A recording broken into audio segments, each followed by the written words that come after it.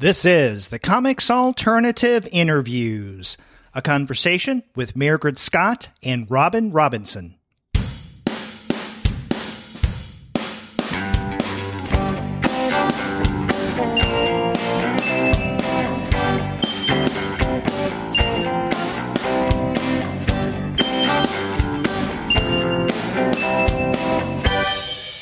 Hello, and welcome to another episode of the Comics Alternative Interviews. I'm Derek. And I'm Gwen, and we're two people with PhDs talking about comics. And on this episode, Gwen and I have the pleasure of talking with Mairghread Scott and Robin Robinson. They're the creative team behind a recent book from First Second, The City on the Other Side. And we have a great conversation with the two of them. But before we get to that, we want to let all of you know that this episode of the Comics Alternative Interviews is brought to you by the good folks at Discount Comic Book Service. Go to their website, dcbservice.com, for all of your comics pre-ordering needs. There, you're going to find all DC, Marvel, Image, and Dark Horse titles at 40% off of the cover price if you pre-order. For all of the other publishers, you'll find that those discounts can be anywhere from 20 to 35% off of the cover price.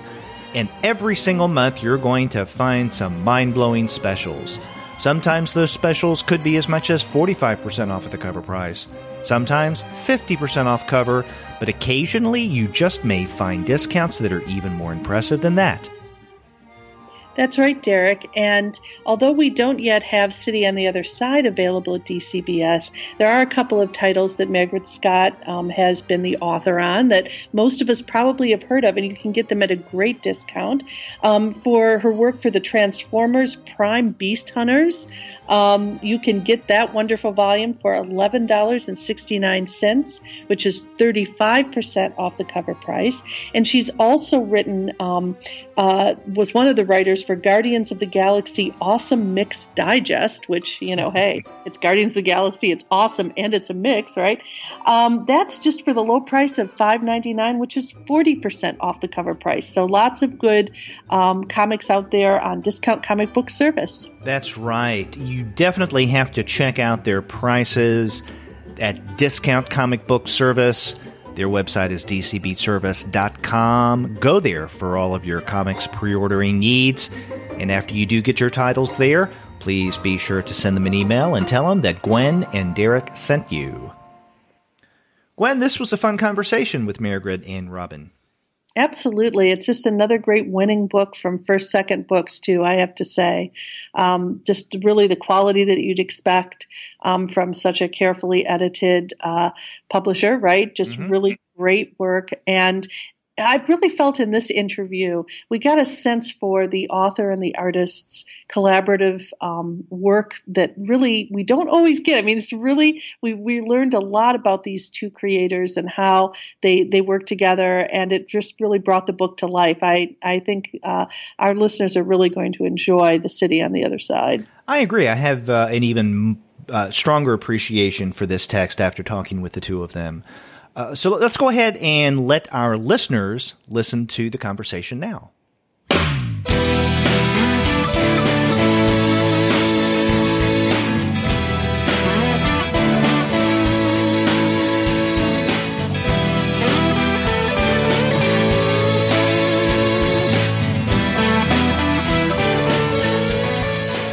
We're pleased to have on the Comics Alternative podcast Mairghread Scott and Robin Robinson. They are the creative team behind The City on the Other Side.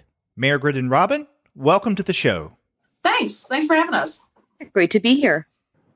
Well, we thought we'd start off today by talking a little bit about the setup for your book. So if either of you or both of you would like to let our listeners know a little bit about what goes on in The City on the Other Side. Sure. Well, I'm Mairghread, by the way. I'll take that. So The City on the Other Side is sort of a classic kind of Miyazaki-style fairy tale about a young girl named Isabel who lives in the city of San Francisco about the turn of the century, so like 1900s, 1910s. And she ends up with a magical necklace that pulls her into the realm of fairy, and discovers that the fairies of San Francisco are at a civil war with each other. And that this necklace may be the key to solving that war. And so she and a sort of streetwise kid named Benji and a sentient mushroom named Button decide to go on this epic quest to save the fairies of San Francisco from the evil Prince Koskar. Well, we really enjoyed reading the book. And for me, San Francisco is almost like another character in the text. Do either or both of you have experience in the Bay Area? Because a lot of the drawings really felt to me, I used to live in San Francisco, really felt to me like very San Francisco-esque in terms of light and everything else. That is so great to hear. This is Robin, by the way, and I drew it. So I grew up in San Jose, and San Francisco was where all of my parents' artist friends lived. And we went there all the time as kids in like the very late 80s, mostly very early 90s. So I have, like I left my heart in San Francisco. I live in Portland, Oregon now, but whenever I can go back, I go back. And it is like, I was joking when I was doing research for this because, oh my goodness, 1910 San Francisco is before the Golden Gate Bridge. Mm-hmm. I mean, like we're trying to, we're making San Francisco feel like San Francisco before it had so many of the landmarks that today like distinguish it for people. But you had a big thing with the De Young Museum because it was just built essentially during the time frame of this book, and it is not the same museum now. The building is completely different, and it has been changed twice in the 100 years since over 100 years since it was built. So you can't. I mean, like I can't find. There are no color pictures of this building and the interior that I could find. I mean, they may exist, but I sure could not find any photos of the interior. And like. It was when it was built. It was this crazy Egyptian revival building.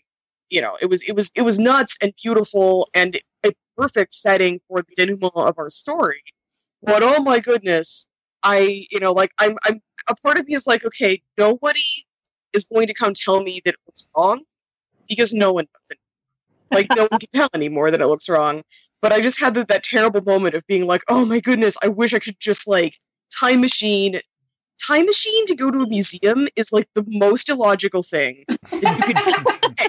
It's clearly wrong, but it's what I wanted at that moment. I was like, okay, I just need to go. Well, yeah, because we pulled up old maps and stuff of the area, and we actually tried to have a path through the city. Yeah, I had a map from, I want to say like I had a really early map that I was working from for a lot of it, which was also interesting. And it's an old city. I mean, especially for the U.S., it's an old city. So, there are a lot of maps and there are a lot of photos. There is a huge archive, not all of which was easy for me to get a hold of, and plenty of which, man, if you're trying to set it after 1920, you're really set. Before 1920 is harder. Yeah, it's funny. One of the nice things about this time period is it's set after the earliest incident in the book is the 1906 earthquake. And then the book is set sort of sometime right before the World's Fair in San Francisco. And so those sort of became the two touch points for us being able to research what the city looked like. So there actually was, for this time period, quite a bit of photo reference that we could pull because people were, looking at the devastation, and then the World's Fair was kind of San Francisco's sort of like, yay, we're back kind of party. So we weren't able to sort of give you what the feel of the city looked like at that time. But yeah, it's kind of interesting because for me, San Francisco has always been a fairy tale city because I was born there, but I was actually raised in Michigan. And I sort of always grew up hearing about San Francisco and all these things that happen in San Francisco and what it's like, but I didn't actually go to the city in a way that I can remember until I moved out to Los Angeles, until I was in my my 20s, mid-20s. Where did you grow up in Michigan? I grew up right outside Detroit. So I grew up in Flint, but I lived in San Francisco for a good portion of my life too. So see, we just missed each other. I grew up in East Dearborn. Oh yeah, my best friend was in Dearborn. I used to go there all the time. Yeah, Green Brain Comics. Yep. Know it. Been there. Sorry, funny? But you know, Robin, what I did really want to say and point out was, aside from, you know, that sort of verisimilitude that you were going for, the light and the way that you draw light in this is so much the way the lighting is in California. Like, I just really wanted to commend you for that. The images early in the text where Isabel is looking out over the city from her house, that looks like it could just be right now. And I think that part of it is obviously the accuracy of the drawings, but part of it is the light. Thank you. And some of those images really early on, I mean, I sketched from windows of hotels, and I looked at photos from the time, and it was interesting to see, like, I don't know, it was interesting that, like, I could see today's San Francisco in those old photos. Like, I could feel that. And, you know, thank you very much. Lighting is very ephemeral and difficult to capture, and I'm always worried about it. So thank you. Yeah, I thought it was really well done. You know, on the topic of lighting and the visuals, I want to ask you guys about the visual way that you represent this transition from the fairy world into the human, or vice versa. I remember when I first got a copy of The City on the Other Side, I noticed on the front cover some red lines emanating from Isabel, and I wasn't exactly sure what that represented because I didn't know what the book was about at first. And then I saw fairly early on that that's one way that you would signify this transition from one realm to the other. And I think that's quite effective because there's a lot of transitioning from the human to the fairy and back and forth. Where did this idea, this visual way of representing the transition come from? Man, Mairghread, I don't think we even talked about it. I think that, like, do you remember us ever discussing it?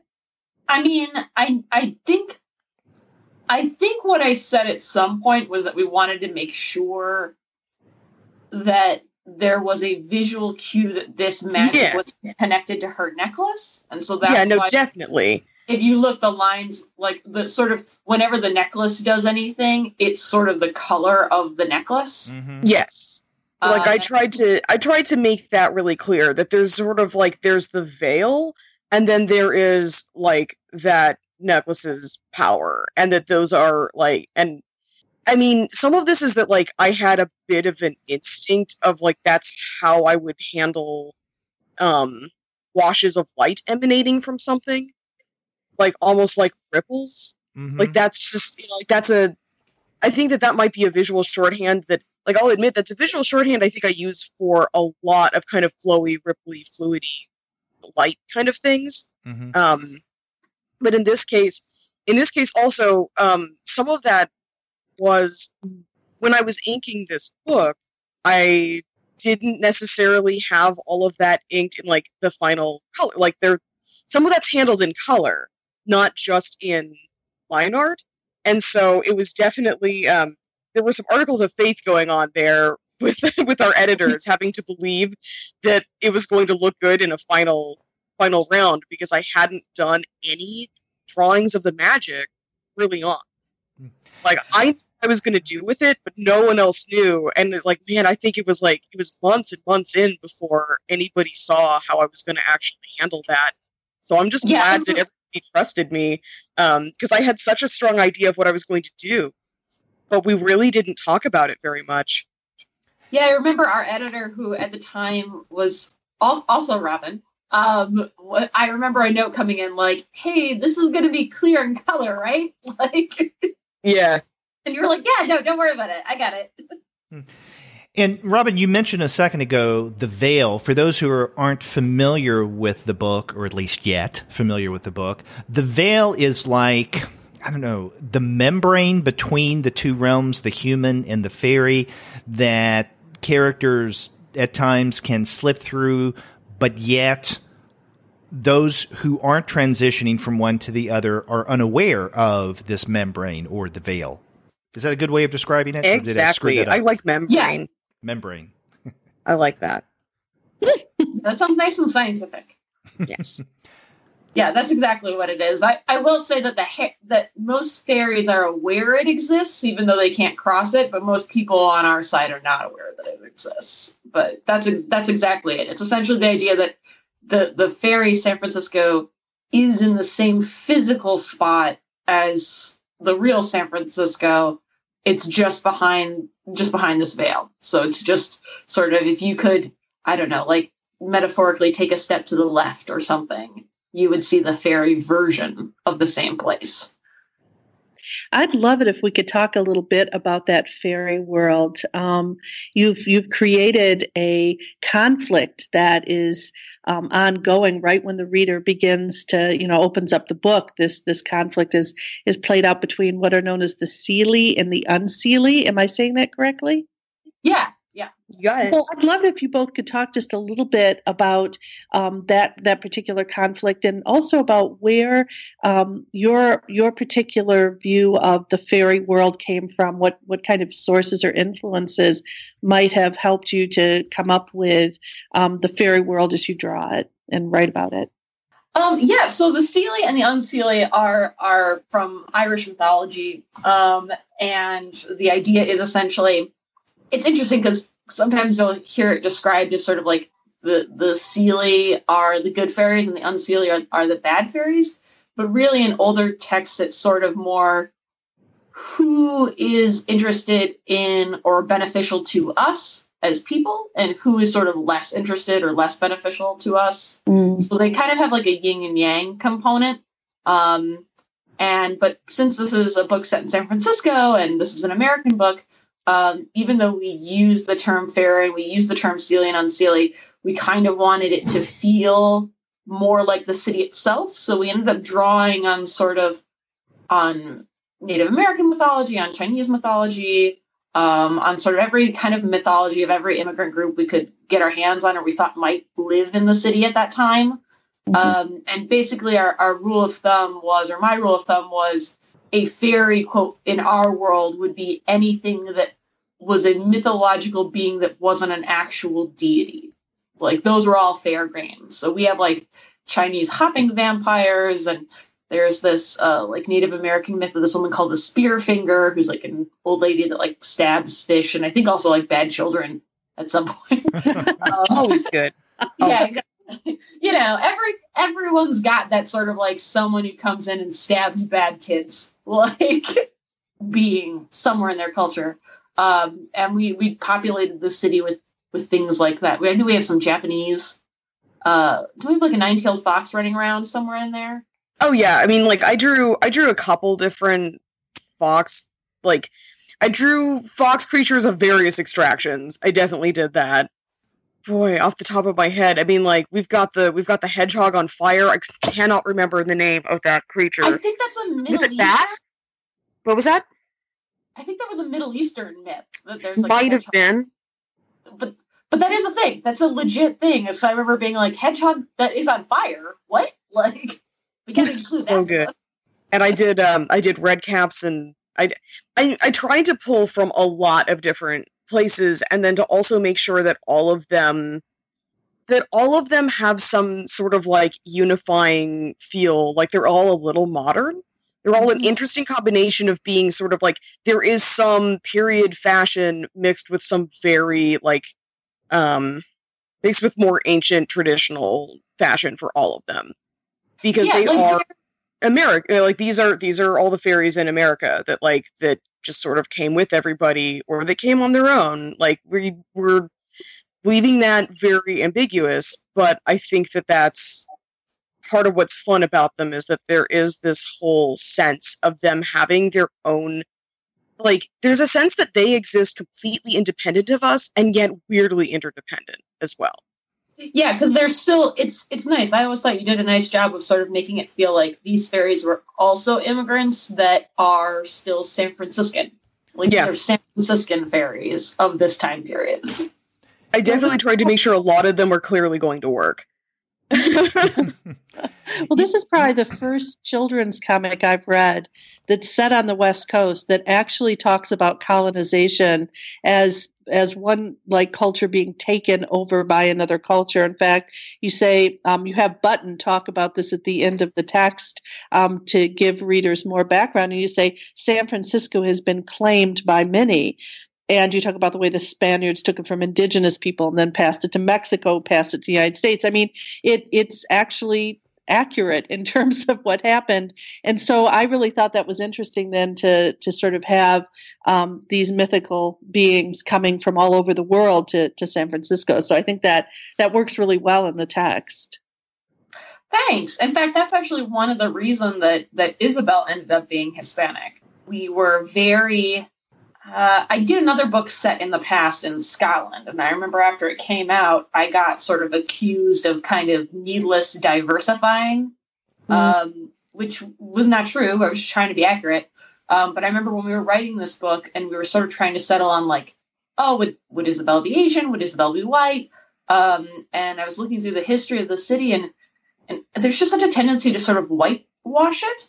Mm-hmm. But there actually were a lot of, because San Francisco was part of Mexico for a really long time. There were a lot of very prominent Hispanic families who made a lot of money and stuck around even when it got taken over by the United States. And so it seemed like a really good chance to be a little bit more accurate than normal and to acknowledge the fact that this city looked a little different than I think people assume that it looked. Mm-hmm. But yeah, although it was also really interesting because then you run into little things where it's like, apparently it was a very important thing if you had a lot of money and you were Hispanic that you really wanted to emphasize that you were from Spain, you weren't part of the indigenous population. You were definitely European still, and you were very much from Spain, which is why sort of when you meet Isabel's mom, she goes on this rant about Europe and how, of course, everyone loves Europe and Europe's the best. So there's still like a lot of like little hints at like kind of some of that racial tension, but I don't know.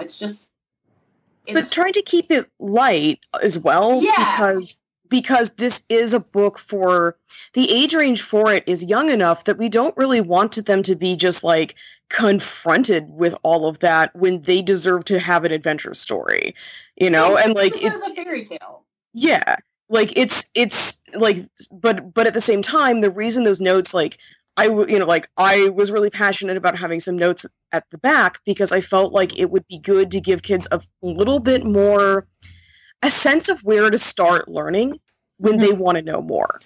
And, it's for the reasons that we're discussing now that it makes perfect sense that the various folklore and mythologies that you pull from in terms of the fairy world is from a variety of different cultures. I have to say, I wasn't aware, Mairghread, that the Seelie-Unseelie division had roots in Irish folklore. That makes a lot of sense. One of the things that really impressed me about your handling of the fairy world is that, with a lot of fantasy or mythologically based narratives, many times if there's some kind of conflict involving fairies, it's between fairies and humans or fairies and other mythological races. But in City on the Other Side, it's fairy against fairy. And so there's something almost like a civil war going on. And I thought that was an interesting twist. But again, I wasn't aware of the Irish folklore roots of this dynamic. Well, great. I'm glad to steal credit for them. And, and along with that, one of the things you do is you referred earlier to the yin and yang relationship between Seelie and Unseelie. Neither comes across, at least collectively, as good or bad or enlightened or evil or however you want to describe it, because you do show various Unseelie figures who are much more human and are conflicted. I mean, the prime example of that is the character Spine. Yes, yeah. So Spine is Prince Koskar's sort of right-hand woman. She's technically a Marrow, although really she's skirting a lot closer to just a traditional mermaid. The idea is she's basically like the main antagonist hunting down Isabel. And it was really important to me that you saw the fairies as three-dimensional people. I think there can be a lot of times where people think of sort of a very Christian view of fairies, where it's good versus evil, or it's creation versus destruction, but destruction is also bad. And so it was really important to me that while the unseelie are sort of creatures that are often tied to decay or destruction, that is an equally valid part of life, and that they felt like, these people weren't just Prince Koskar kind of grabbing power, but these people aren't just, mustache twirling villains. They do have a legitimate complaint, and you do need sort of both sides of these communities to work together. And I won't spoil it at the end, but essentially the goal at the end isn't to destroy all of the unseelie. That's just as bad. The goal is to restore this harmony between these two halves that really need each other. Yeah, that restoring harmony part is, was one of the things that I thought was so beautiful about the script from the beginning, but also, the idea that, again, it's not good and evil. We're not just saying that, good needs evil. That's nonsense. That's actually, that's such arbitrary descriptions of this anyway. We're looking at two sides of the same coin that do need each other, that are not as easily distinguished as black and white, good and evil. They're not light and shadow. They are, they really are just, their oppositions to each other are also, it's a dialectical, if that makes sense. Mm-hmm. Yeah, I mean, you can't understand light without the opposite dark to contrast it to, and then vice versa, day and night, all of that. I mean, one is meaningless without a juxtaposition to the other. Yeah, and it was important to us, it's funny because the story sort of starts with a little bit of more, I think, the traditional view, where, you meet Button, and Button is Seelie, and he's just kind of yeah, unseelie, they're jerks. Nuts to them. But, sort of as you go, I kind of wanted to move the reader past that kind of really simple understanding and give them a more complicated world. Just because I think it's a more useful lesson to be. Yeah, we are here to teach kids lessons. That's a much more useful lesson. And Button also, Button's views are a little too simplistic. Here, Button is what a good guy. We love him. He is he's adorable and he's sassy and he's fun, but we should love Spine by the end. We love Spine an awful lot too. I love Spine an awful lot. And I think there's something to be said about how his view is also too simplistic. That even some of our heroes actually have to they have to set aside some of their views, and some of their perspective is actually not correct. So it's not only are the unseelie not as dark as we think they are, some of the seelie are maybe not coming from the right place either. And I thought that was especially real. Yeah, that was a really fun thing to write. And I would also say that there's a contrast between lightheartedness, and I think Button is certainly, an exemplar of that, but also really sort of very realistically drawn sort of beauty as well. So there's almost this iconic sort of character in Button who you could see someone having a stuffed animal Button or whatever. But then there are other characters who are rendered in such a way that they almost feel like real people. And I thought that was really cool too, to sort of make these creatures so very different from each other.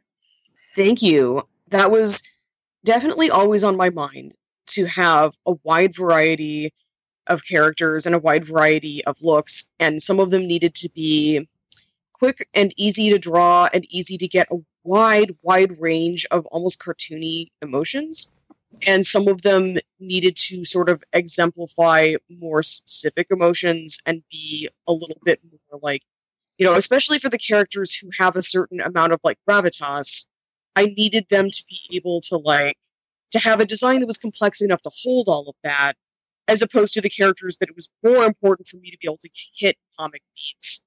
comedic beats, and also maybe even, like, man, when Button is sad, it's pretty sad. There's moments where otherwise cute or cartoony things. Well, where did the idea of Button come about, both visually and otherwise? Yeah. So, Button is named after button mushrooms, which are not actually, I don't think are actually native to California in any way. That was one of the few things where I just thought it would be cute, because those are kind of the mushrooms that you see at the grocery store. That is like, yes, that's fun. But I always really liked the character in the fairy tale. Every now and then you'll see a character in like a classic fairy tale where there's sort of like the crazy grandparent who's like, yeah, go for it, kid. And like your mom and dad are like, what? No, he's, you can't lock into Mordor. And they're like, nah, he'll be fine. And like the one like grandparent who's sort of like on board with the adventure, like, let's do this. And because sort of the arc of the story is kind of about Isabel, who's really in a lot of ways ignored, and her journey is about learning to find her voice, that I wanted someone to be with her that could in the beginning really bolster that. Button's really enthusiastic. He likes Isabel. He thinks she can do this. But also he takes up so much air that he can start to sometimes overshadow her or override her. And so it created a nice kind of push-pull between them where Isabel, I think Button really helps Isabel think of herself as a hero, and then Isabel kind of needs to move past Button in the same way that little kids need to move past their parents to become her own type of hero. Yeah. I remember that, I did multiple drawings of this character. We didn't just draw one and then pick it. No, it was very important to me that he be fat. I rejected all of your tall, skinny drawings. I was like, no, he's got to be. But I drew those on purpose to be rejected because this was the correct design and I knew it, and it was the first one I drew. So, so like from the very beginning with this character, like I knew what he was going to look like, and he did change a tiny bit. He got even more squat and fat and adorable. Actually, like from my very first design, which it's in the back of the book, I think that if anybody wants to see a few, it exists. But Sassy Mushroom Yoda were my guiding words, and it was really easy to come together because I had such a sense from the beginning of like I sort of knew this character, right? Like he existed, I knew him, and I just drew his portrait. It was delightfully easy. Not everyone was as easy. On the topic of the sketches that you just referenced, Robin, that are in the back of the book, and the character of Button, one of the things that really impressed me about The City on the Other Side, obviously it's the story, but for me, the topper was the very last part after the end. Button knows everything. And the sketches are good as well, but the sketches really, when it comes to comics, graphic novels, we've come to expect those many times. And so, it's nice to have them, but that didn't surprise me. But the section, Button knows everything, that comes right before the sketches. In fact, Button introduces your sketches. There's a kind of playful self-awareness that's also very educational. So for both younger and older readers, understanding why you chose the location and the time period that you did makes a lot more sense after reading Button Knows Everything. And I was really bowled over by that final, several 6 or 7 pages. It was kind of a risk to do. And Mairghread and I worked back and forth on it. Like they're Mairghread's words, but we talked about it a lot, and there was a lot of very strong opinions. You wanted to make sure that a lot of aspects of history were not lost. That people understood. I think it was really important to you and important to me. But like, I remember being surprised at how strongly you advocated that. Like, if we were going to talk about the history and why we chose this location, we needed to go sort of from every angle. Yeah, and I think for me it was just that I wanted to make sure this could be a jumping off point for kids to actually research and actually learn, because it is so easy to want to give kids a version of history that is less terrible. And that is, like, it's easy to just be like, oh man, we can't say that. And you're like, man, but if we don't say that, they're going to be lied to.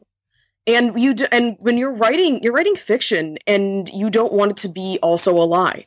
Like, there's something about fiction needs to be kind of truer than reality, not less true. And I thought that was something, that was a place that we could just, I felt like everything we did in the story felt right to me. And I thought that we did a pretty good job, but I was like, man, but for anybody who has more questions, and for anybody who is reading this and is like, man, I don't know if I'm here. I don't know if this is about me, and I don't know what to think about this. I just wanted them to I wanted to give them as much power as they could have to find out what they needed to find out. In a lot of ways, this reminds me of Nathan Hale's Research Babies. I don't know if you're familiar with Nathan Hale's Treacherous Tales series. I'm not. No. I'm a bad Goodlet it's person. great. It's a really great series that basically focuses on specific periods in history, and the story is told. The author's actual name is Nathan Hale, and the story, however, is told by Nathan Hale, who is an American patriot who famously said that his only regret being hung by the British was that he didn't have more than one life to give for the revolution, right? And in this particular series of texts, just as Nathan is about to be hung, a big book of history swallows him. And he suddenly knows all of history. And so the British officer and the hangman keep him alive as long as he tells these tales. And so, just as an example, one of the books that I've taught frequently in my classes is called Treaties, Trenches, Mud, and Blood. And it's a very realistic discussion of World War I, and not only the causes that led up to it, but the carnage that occurred in it. And at the end of his text, Hale always wants to direct kids towards other resources so they can learn more. And he has this conceit going where he says, well, I wrote the book, but I've got all these research babies, and they're actual babies that he's drawn who are like shown in archives, going through papers and stuff. But it's that same impulse. So I think it's a very good one that you have. And it's one that I think when you're expressing things that are painful or difficult for kids, giving them other resources so they can read more is really important. So you're actually part of, I think, a larger trend of that comics creators are really, when they put something forward that's really truthful and difficult, they want to give kids that path. Well, and I think it's also for us to not trying to not really claim a position of authority on something that is so much bigger than us.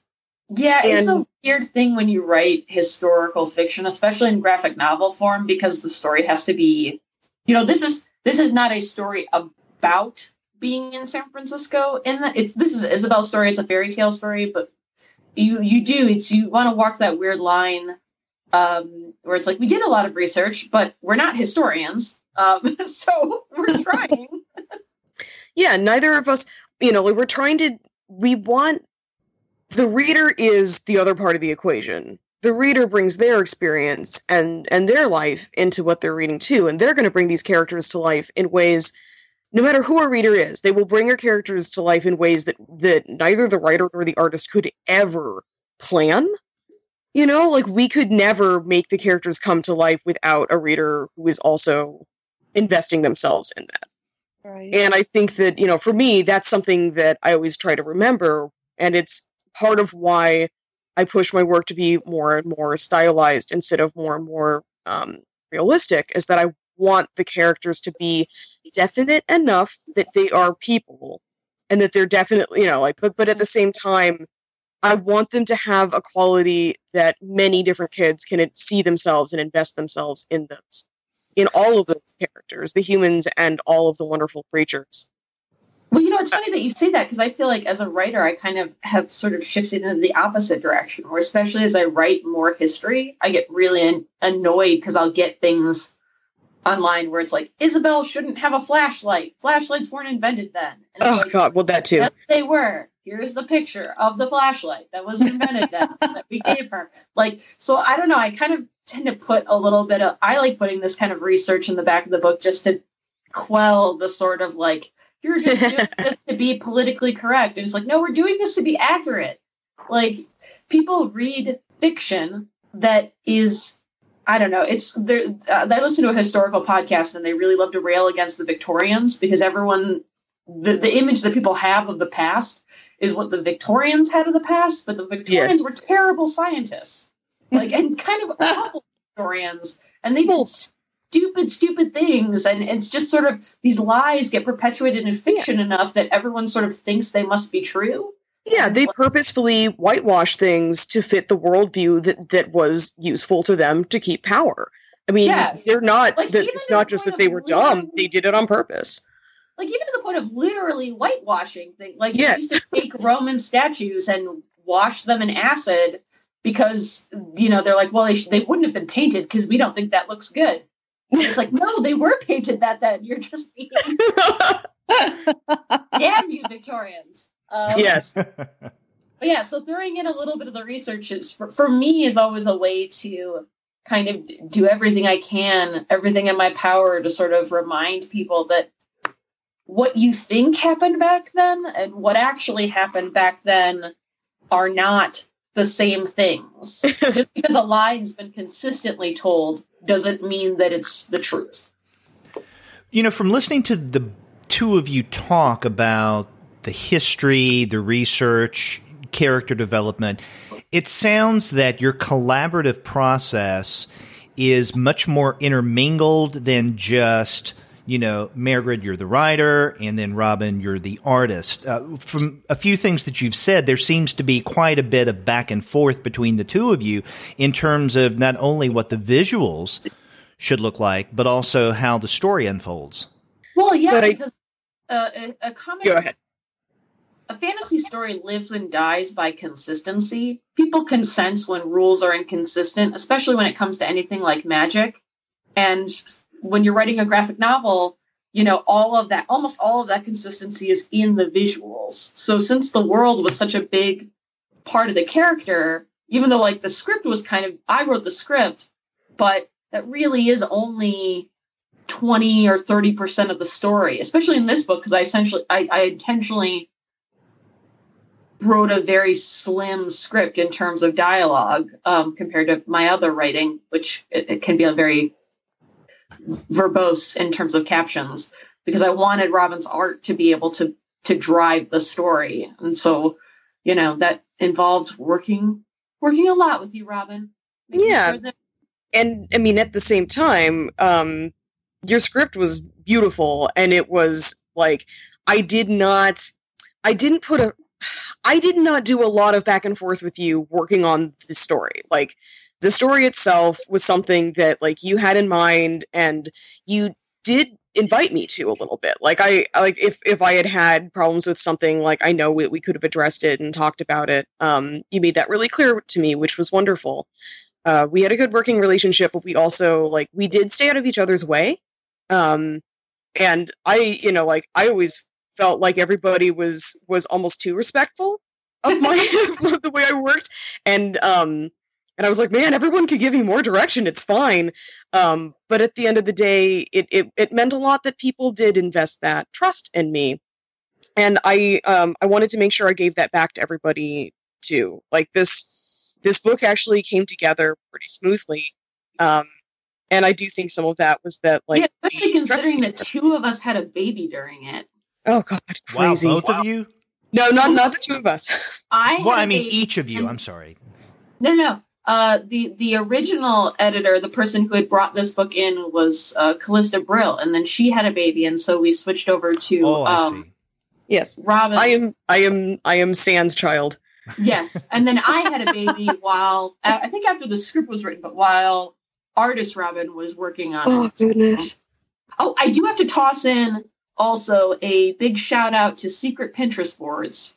Yes. Throughout the script, I would put in every time every time I had an image or I mentioned something, I would put it in red, and then we built a secret Pinterest board that would have reference. And it's like, so any if you read the script, there'd be all these like words in red, and that would mean that there was a reference image somewhere on the secret Pinterest board, just because I didn't want Robin to have to run around being like, what did a telephone look like back then? Like, yeah, so let's be clear, like, I might have had some input in world building stuff, but man, like, Mairghread also, like, did a lot of work for me in terms of art, too.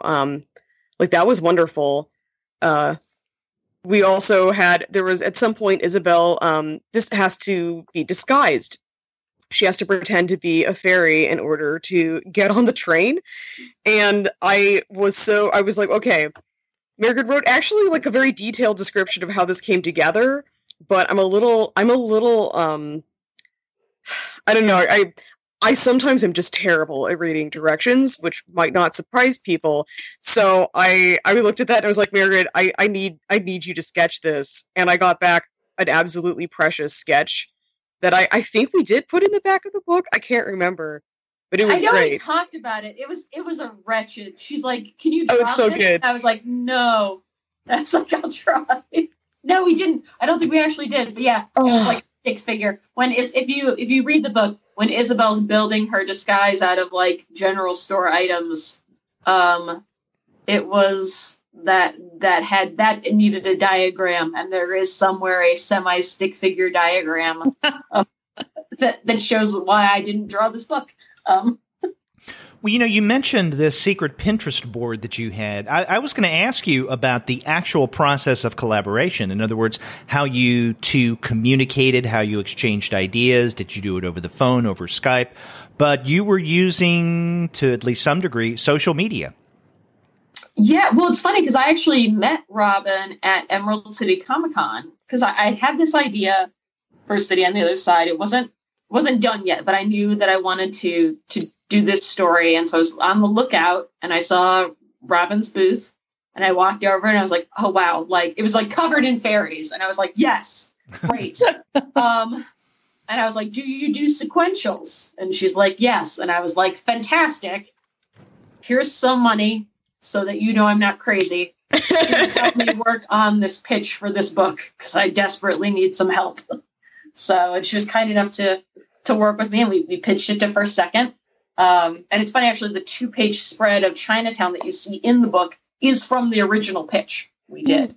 I feel like that was what like sold them on the book.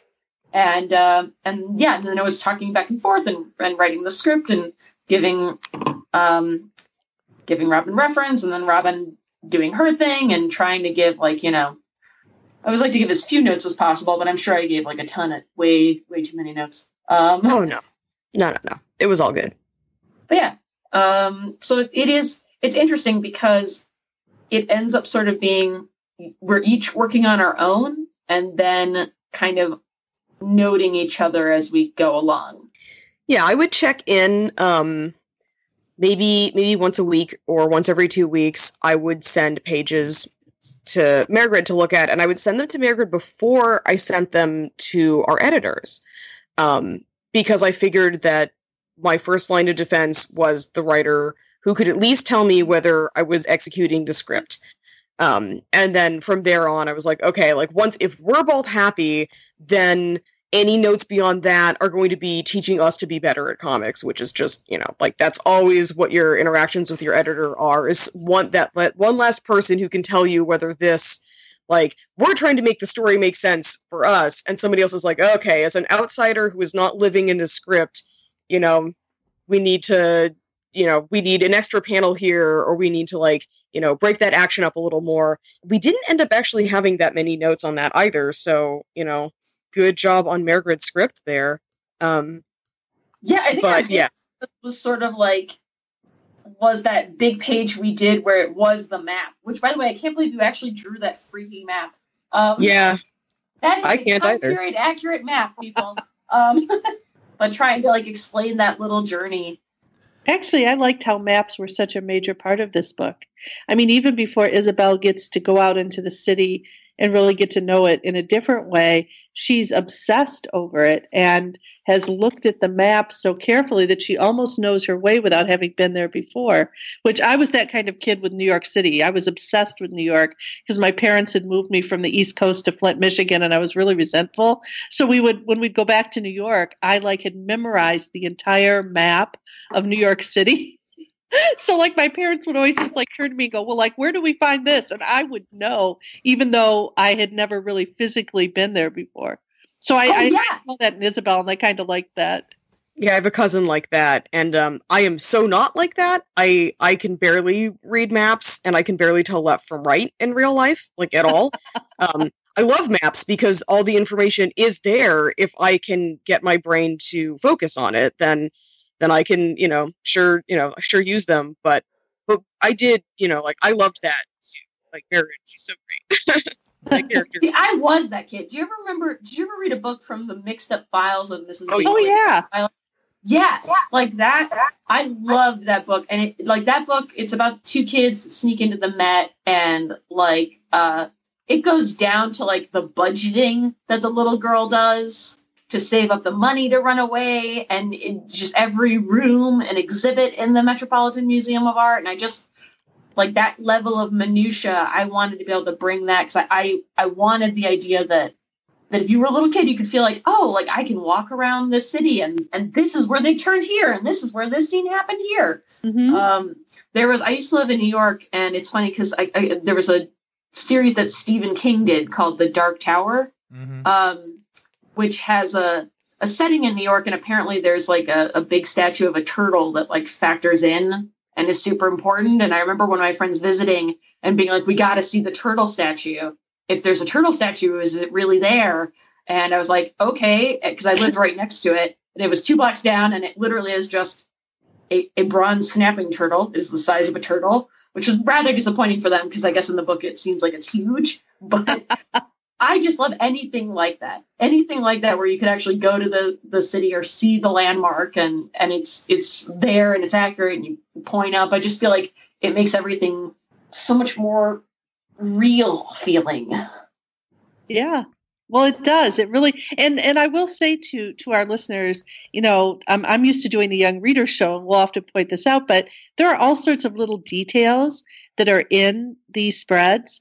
And if you take your time and you really look at them, a lot of the humor in the comic sometimes comes through that as well. So I really liked how you put these little Easter eggs throughout, little things that are just surprises or are funny. The one thing, yes, we sell Kraken, which Yeah, right. which was a little sign on a shop front, right? And it's just so adorable. It's oh my gosh, that's so funny. So it's a comic that asks you to slow down a little bit at times too, and look at the details. Thank you. And some of those spreads, I really do like drawing shop interiors, and I love just, filling things with I had stories behind so many of the items that were in the pawn shop later and stuff like that. It was really, really fun. Now, I got a sense, once I finished City on the Other Side, that there could be something more to this story world. Now, the book begins and ends in a way that it's self-contained. So if the two of you never do anything with this world or with these characters again, fine. However, I couldn't help but wonder, might we see a sequel to City on the Other Side? I'd be open to it. I think it all depends on if people really want it. Let us know. But we'll be happy to go back to these cities. Yeah, I love this book. I'd be happy to go back to the city. I definitely wanted to feel a little more open-ended too, because I think especially with a book like this, it's sort of the Harry Potter idea of, I love the fact that you could be well, I'm not Harry Potter, but maybe, I could go to Hogwarts, or maybe I could have my own adventures here. And so giving it a little bit of that more open feeling, I feel it really encouraged kids to think of, would they be involved in the next adventure? But also, yes, it's a completely crass way of being do you want a sequel? I'll do it. But we'll see. Now, Mairghread, you have another book that is out now from First Second, and this is another one in their science comic series, Robots and Drones. And I think this one came out last month.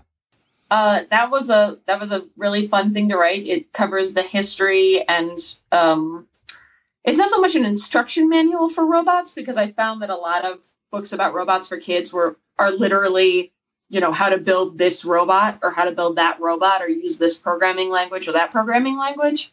Instead, this book really focuses on sort of what is a robot, what makes up a robot, and sort of the idea that kind of robots are actually, in a lot of ways, very simple things, a lot of little simple things layered on top of each other, instead of a big unknowable thing. Even the most sophisticated robots in general are just made up of a number of very small, easy to understand parts that are stacked on top of each other in new and clever ways. And so it's really important for me in this book, and hopefully if you do read the book, that you can come away feeling like robots are knowable things, and whatever programming language you're using or whatever robot you hopefully decide to try and build yourself or interact with, that you're just the next step in a long history of people messing around with robots and messing up with robots and, coming back. But yes, it was a very fun book to write, not the least of which because they asked me, my editor, Dave Roman, on that one came to me and was like, Mairghread, you write a lot about robots. You want to write about robots? Well, because of the Transformers? Because I write Transformers, yeah. And I was like, I do write a lot about robots. They aren't real. I don't actually know anything about real robots, but give me some time to research and let's go on board. So so this was me, the fake robot expert, learning to become a real robot amateur. Well, Robin, you have a webcomic, and I guess it's currently ongoing, Ushala at World's End. Am I mispronouncing that first name? You did pretty good. I think it's fine. Okay. I think Ushala. No emphasis necessary. Yeah. Yes, I do. It is very much still ongoing. Goodness. I'm going to be working on it for the rest of my life, apparently, because it's a collaborative project between me and my partner, and it's been a very useful ground for me to explore comics in general. It got you this job. Thank you. Thank you, my beloved comic. But you both, to a certain extent, write, at least some of your work is directed specifically at children. Did you both really love comics as kids? Is it something that you'd always hoped to do, to draw comics for kids? I mean, I grew up with a lot of comics on TV because I loved Batman the Animated Series and 90s X-Men, and but weirdly it was kind of hard to get into American comics at that time. I remember one summer going to my local comic book store, which is actually a great comic book store, but I was like, oh, the cartoon's done, I should try and pick up the comic for the summer. And there was 4 different X-Men lines, and it was issue 284. And I'm I've got no idea what to do. But I kept reading comics. I started reading Japanese comics. I did the whole Sailor Moon thing as a kid. And once I got a little older in high school and I finally cracked sort of when were American comics supposed to come out and where do you get them? It was kind of like coming home because you got to see all those characters that you loved as a kid, but telling stories for grown-ups. And I just kind of never stopped since then. Yeah, I similarly I similarly went from cartoons to comics, but I was in 3rd grade and just started buying comic compilations. So I read an unbelievable amount of X-Men that was available at all. And at the time, you could get comics for 25 cents from the long bins really easily. So I ended up with my younger siblings, and my mom collected incredible amounts of like New Mutants, which is still my favorite, and Excalibur, and just piles and piles of X-Men. So it was really inaccessible, and we did our damnedest to access it. Like we really got into it. And I also read tons of Japanese comics and European comics, and I have been a massive comic reader and fan since third grade. And I did always want to be a comic artist, but I left that behind for a really long time for other pursuits in art. And it really wasn't until my mid-20s that I came back to drawing comics after not having done any since high school. And so that was Cello at World's End was my first, we were like, well, I want to tell this story and no one will read it unless it's a comic because that's what you put online that people look at. And that's such a ridiculous thing for someone who's always been into comics to be like, well, I guess I need to make comics. But that need to make comics thing is very real. Do either of you have something that you've recently worked on or you're currently working on, maybe even together, that you could tell us about? Something we could look forward to. Well, I have a couple issues of Green Arrow coming out from DC Comics. Yay! That's fun. And then I'm going to have, hopefully, quite a few announcements at San Diego this year. That's what I'm hoping for. But on the comics front, I think that's about it. On the TV front, I've got an animated movie from Marvel coming out in the fall, which is called Marvel Rising Secret Warriors, which is sort of a best buds fight crime story with Squirrel Girl and Ms. Marvel. Ooh, best. So yes, so if you like City on the Other Side, it's a little more actiony than this book, although maybe not. I mean, this book got pretty actiony. But that's what's coming out for me. What about you, Robin? I have an issue of Princeless coming out for people who are fans of that super fun kid-oriented title from Action Lab. Right. Yeah. I have no idea which month it's coming out, but it should be released soon. And it was incredibly fun and funny to work on. It was just a riot to draw. And other than that, everything is a secret still, and I'm so sorry. I would also love to be able to announce it soon, but we'll see. Things are still very much under wraps, but I do have some big things. Yeah, that's the awful thing about comics, especially in graphic novels, which are even slower than regular comics. It's like you live in the future. You're like, man, I can't say anything, but 2021, whoo, look out. Well, we're looking forward to looking and reading your comics in the future, both of you. I really feel like I've learned a lot about your process, and it's brought the book to life for me. And I would love to see a sequel of this text, but we also then have things to look forward to from both of you and your other projects too. Well, thank you so much. We're excited. Yeah. Mairghread and Robin, I want to thank you again for taking the time and talking with us for the show. And this book is out now, so listeners should definitely check it out. Absolutely.